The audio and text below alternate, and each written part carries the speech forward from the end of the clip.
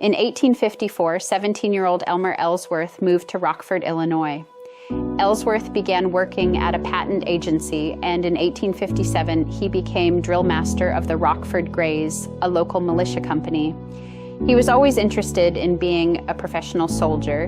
He then formed his own drill team that became nationally known.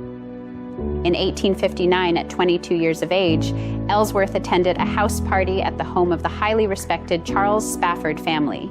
There, he became quite taken by 16-year-old Carrie Spafford, as Carrie was by him. They were soon engaged. This young couple had one formidable challenge in their relationship: Carrie's father. Charles Spafford was a self-made man who had no time for fancy young men who didn't seem to have any business sense.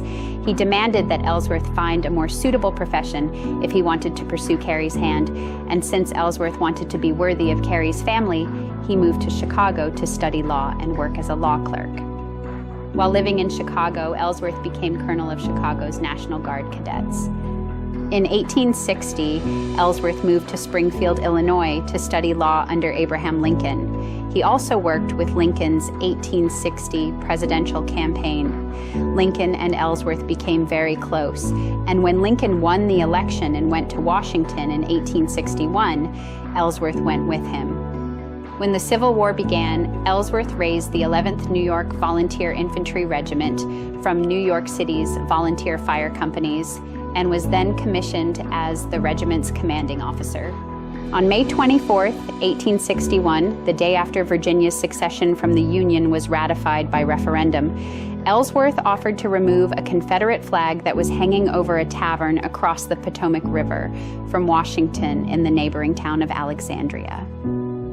Ellsworth and a few men marched over and entered the tavern. They climbed up the stairs, removed the flag from the flagpole on the roof, and were coming back down when the tavern owner, James Jackson, fired one barrel of a double-barreled shotgun into Ellsworth's chest. He died instantly. One of Ellsworth's soldiers, Private Francis Brownell, shot Jackson dead. Ellsworth was the first Union officer to die in the Civil War. Lincoln was devastated by the loss of his friend. He ordered Elmer's body to lay in state in the East Room of the White House. Thousands of people filed through to look at the face of this hero. Elmer's body was then sent to his hometown of Mechanicville, New York, to be buried. In Rockford, newspaper headlines mentioned that all of Rockford mourned the loss of this esteemed young man who had won the heart of one of the town's fair daughters.